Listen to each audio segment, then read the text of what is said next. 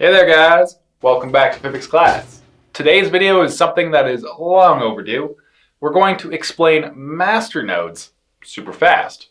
We'll start with a loose definition of what masternodes are, and then an example of some of the things that they can do. Okay, so masternodes are special entities that must be operated off of a server. They are required to run 24/7 and remain synced with the blockchain at all times. They also require the owner to lock up a certain amount of the given cryptocurrency to create a masternode. If we use Dash as an example, you must lock up 1000 Dash to make a masternode.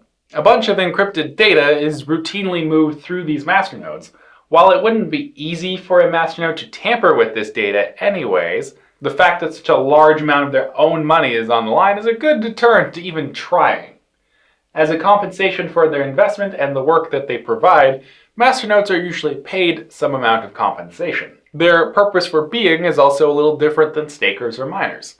Stakers and miners process blocks of transactions, but in coins that use masternodes, the masternodes perform many of the secondary features on the network. One of those well-known features is providing instant send options. Utilizing a few masternodes, you can have them confirm a transaction before the block is actually complete. Not all masternode coins have this feature, but it isn't uncommon. PIVX masternodes are what enable you to vote in the budget system. Each masternode is worth one vote. Additionally, masternodes can play a major part in the privacy features of a coin. Again, it depends on the coin. Not all masternodes are the same.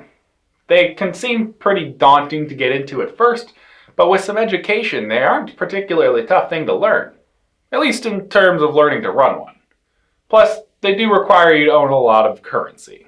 A Dash node costs $220,000 at this time, but some masternodes only cost a few $1,000s. A lot of money to be sure, but the ability to directly participate in the network and help keep everything running is a pretty cool opportunity. That's it. That's the short version of masternodes. Not too complicated, really. They provide secondary but very important features to the network. If you found this video helpful, please leave us a like and share it around. Thank you for tuning in.